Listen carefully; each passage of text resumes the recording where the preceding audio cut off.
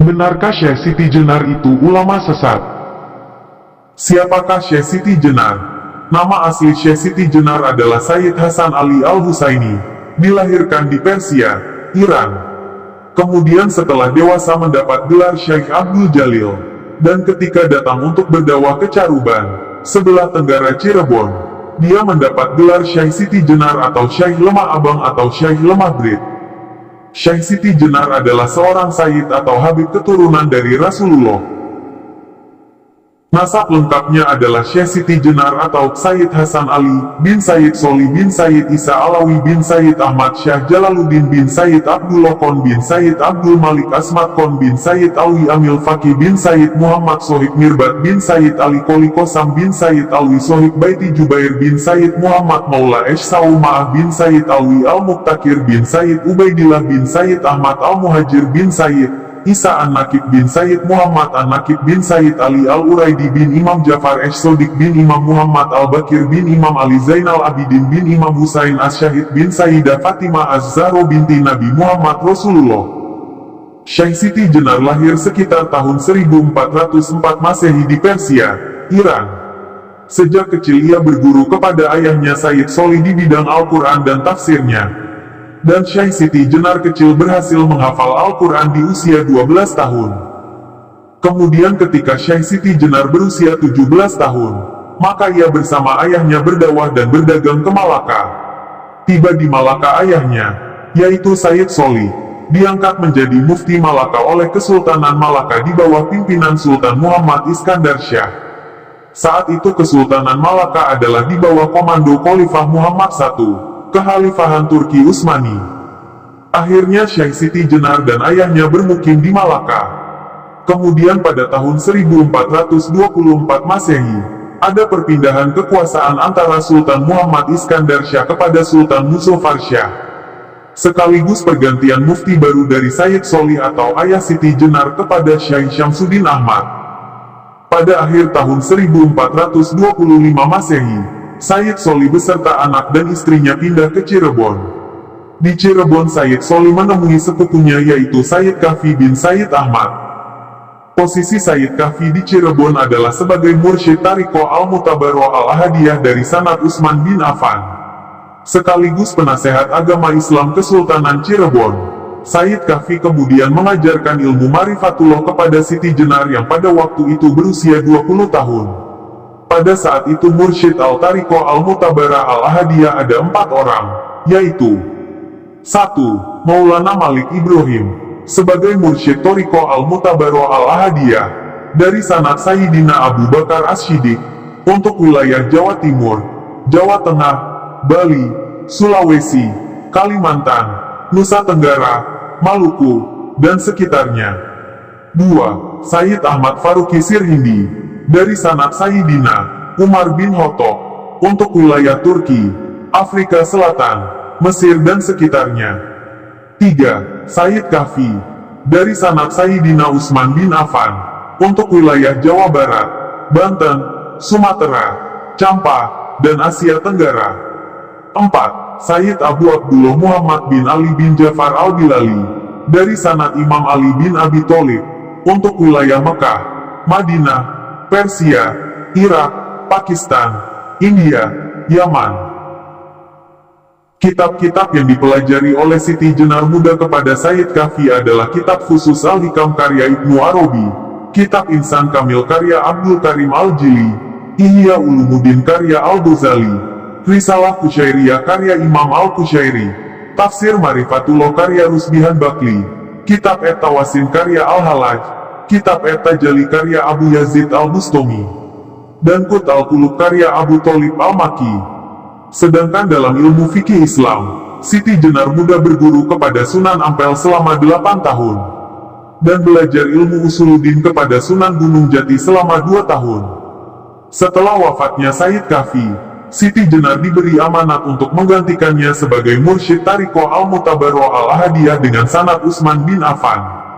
Di antara murid-murid Syekh Siti Jenar adalah Muhammad Abdullah Burhanpuri, Ali Fansuri, Hamzah Fansuri, Syamsuddin Pasai, Abdul Rauf Singkili, dan lain-lain. Kesalahan sejarah tentang Syekh Siti Jenar yang menjadi fitnah adalah 1. Menganggap bahwa Syekh Siti Jenar berasal dari cacing.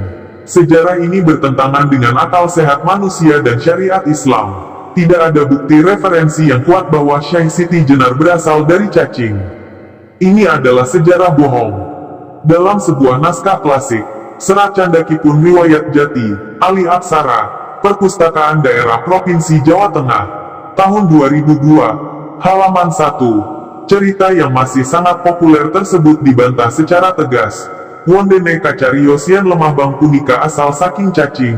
Punika det, sajatosipun inggih pancen manungsa dara alit kemawon. Gria indusun lemah bang. Yang artinya adapun diceritakan kalau lemah bang atau Syekh Siti Jenar itu berasal dari cacing. Itu salah. Sebenarnya ia memang manusia yang akrab dengan rakyat jelata, bertempat tinggal di desa Lemah Abang.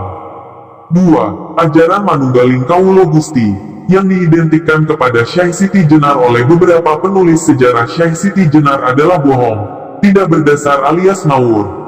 Istilah itu berasal dari kitab-kitab Primbon Jawa. Padahal dalam suluk Syekh Siti Jenar, beliau menggunakan kalimat fana wal bako.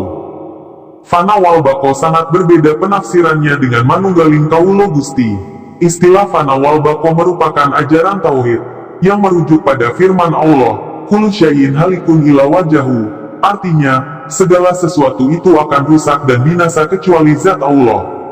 Syekh Siti Jenar adalah penganut ajaran tauhid sejati, tauhid fana wal bako, tauhid Qurani dan tauhid syari.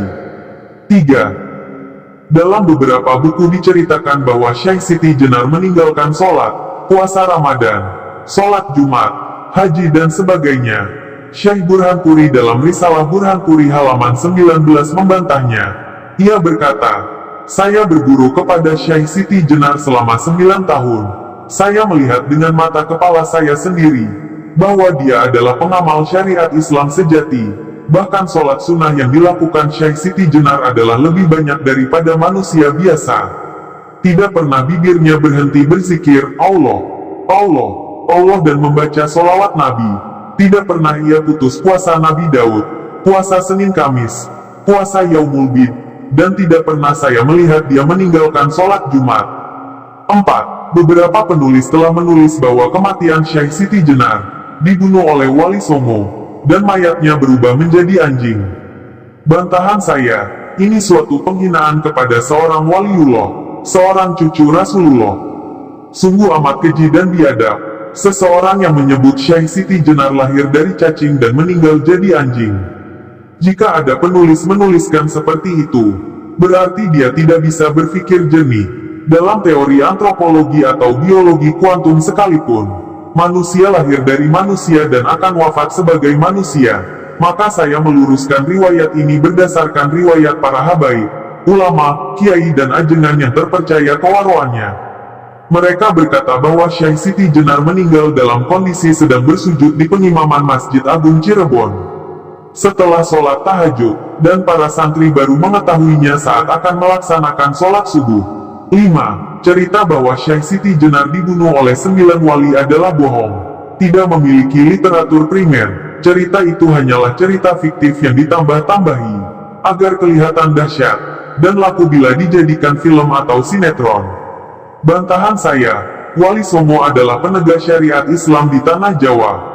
Padahal dalam Maqasidus Syariah diajarkan bahwa Islam itu memelihara kehidupan hifzun nasal wal haya'ah. Tidak boleh membunuh seorang jiwa yang mukmin yang di dalam hatinya ada iman kepada Allah. Tidaklah mungkin 9 waliullah yang suci dari keturunan Nabi Muhammad akan membunuh waliullah dari keturunan yang sama. Tidak bisa diterima akal sehat. Menurut ahli sejarah Islam Indonesia yaitu Bapak Asyumardi Azra, bahwa penghancuran sejarah ini adalah ulah penjajah Belanda untuk memecah belah umat Islam agar selalu bertikai antara Sunni dengan Syiah, antara ulama, syariat dengan ulama, hakikat. Bahkan penjajah Belanda telah mengklasifikasikan umat Islam Indonesia dengan politik divide et impera, politik pecah belah dengan 3 kelas. 1. Kelas santri diidentikan dengan 9 wali. 2. Kelas priai diidentikan dengan Raden Fatah, Sultan Demak. 3. kelas abangan, diidentikan dengan Syekh Siti Jenar. Wahai kaum muslimin, melihat fenomena seperti ini, maka kita harus waspada terhadap upaya para kolonialis, imperialis, Zionis, Freemasonry yang berkedok orientalis terhadap penulisan sejarah Islam.